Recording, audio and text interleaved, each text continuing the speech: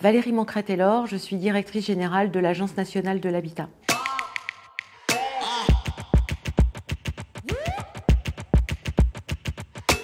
L'Agence nationale de l'habitat est un opérateur de l'État, notamment un opérateur du ministère du Logement, mais aussi du ministère en charge de l'énergie, qui s'occupe en fait de verser des subventions aux ménages français qui habitent des logements privés, donc des logements qui leur appartiennent, des logements qu'ils occupent, des logements qu'ils peuvent louer, des logements qui peuvent être des maisons individuelles, des logements qui peuvent être aussi en immeubles collectifs, pour leur permettre d'améliorer en fait les conditions de vie dans ces logements, de façon à répondre en fait aux enjeux du XXIe siècle, qui sont essentiellement un enjeu de transition écologique, de transition énergétique et aussi un enjeu de transition démographique.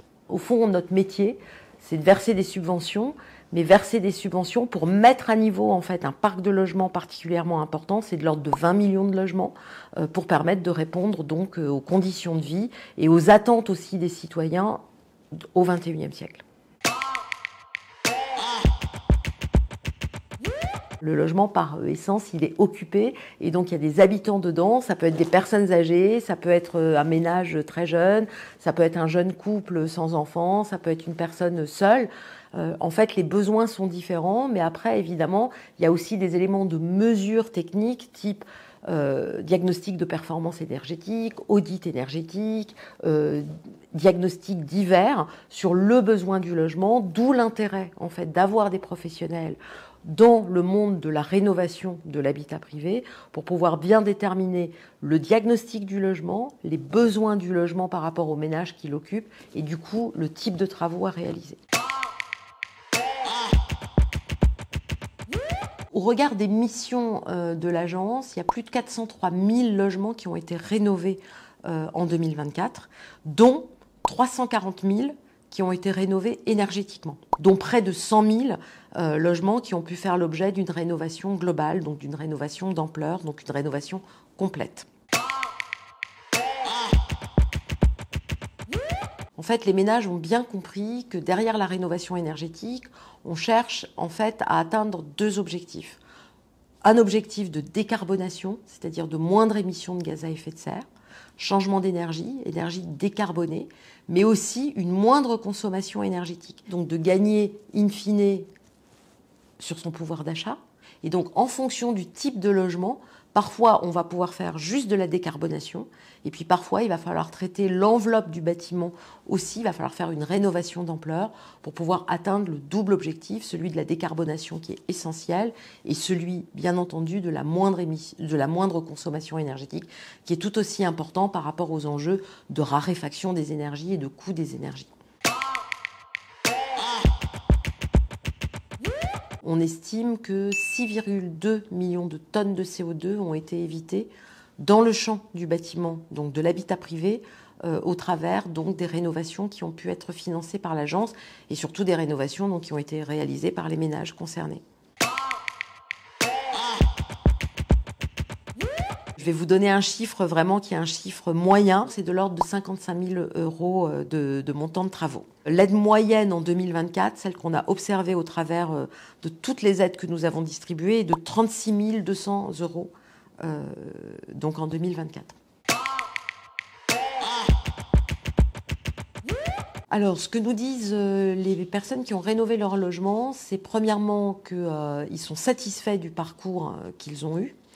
Deuxièmement, qu'ils n'auraient jamais réalisé ces travaux sans une aide publique, et une aide publique importante, notamment pour les ménages les plus modestes. Et puis, troisièmement, qu'effectivement, ils recommanderaient MaPrimeRénov' par le bouche à oreille à d'autres ménages, enfin, voilà, leur entourage proche, et puis que effectivement leur facture énergétique a baissé. On a interrogé des ménages qui avaient fait ces travaux il y a plus de 2 ans, il y a 2 ans ou plus de 2 ans, et effectivement ils ont pu constater sur une période de 2 ans que leur facture donc avait baissé et donc ils avaient un gain. Moi, je me base sur une étude de France Stratégie qui nous disait, il y a déjà 2 ans ou 3 ans peut-être, que le besoin en matière de rénovation énergétique à horizon 2030, c'est 250 000 emplois. Si je simplifie, on a 2 types d'emplois. On a des emplois de main-d'œuvre vraiment pour réaliser les travaux.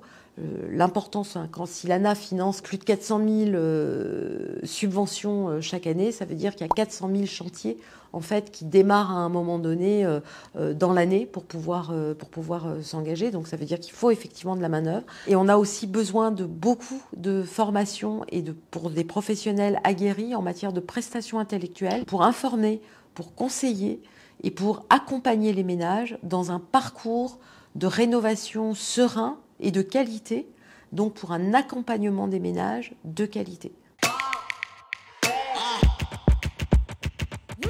Moi, je pense qu'on est face à un chantier énorme, qui est un chantier du siècle, qui est essentiel pour les ménages français. Il faut vraiment des professionnels de grande qualité, à la fois sur la prestation intellectuelle, à la fois sur la réalisation de travaux.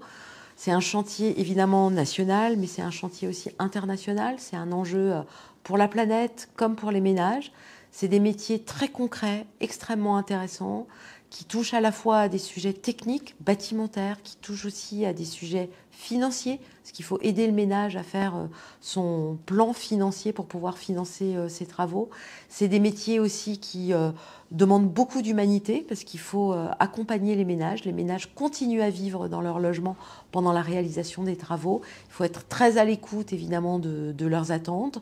Donc, je trouve que c'est des métiers très concrets et qui répondent à beaucoup de palettes et à beaucoup de savoir-faire, à beaucoup de qualité d'écoute et qui donne beaucoup de sens en fait au travail au quotidien et qui donne envie de se lever le matin parce qu'on va transformer un parc et un patrimoine français de très grande qualité et qui en vaut vraiment la peine.